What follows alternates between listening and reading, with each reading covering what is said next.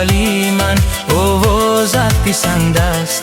هر دم تو برم باشی دنیام پر ز رنگ است. هر لحظه و هر ساعت در فکر و خیالی، به تو اصل این دنیای من تاریک و تنگ است.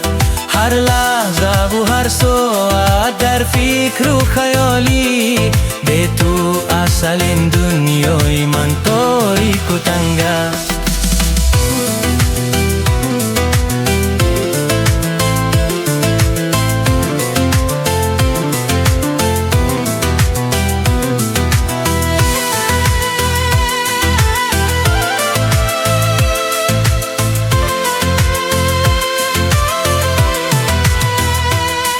گر ترسن مرا گویم با مهر و وفایی، این دل و تپش آمد گر آنچه که سنگ است.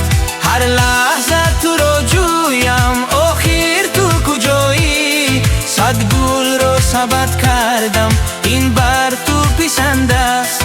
هر لحظه تو را جویم آخر تو کجایی، صد گل را ثبت کردم این بر تو پسند است. ای کفی هلالی من آوازت پسند است.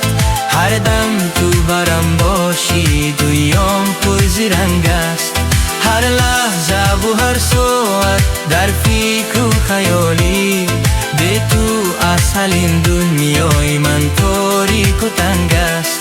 هر لحظه و هر ساعت در فکر و خیالی، به تو اصل این دنیای من تاریک و تنگ است.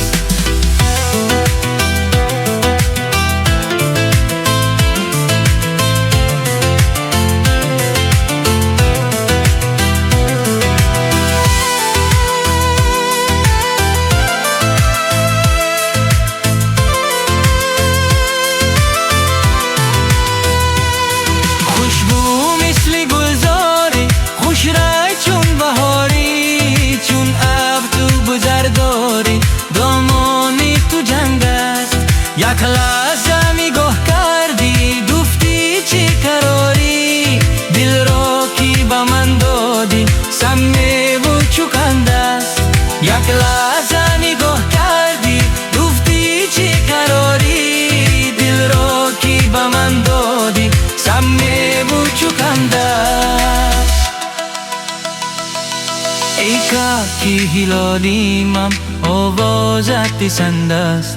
هر دم تو برم باشی دنیام پر ز رنگ است.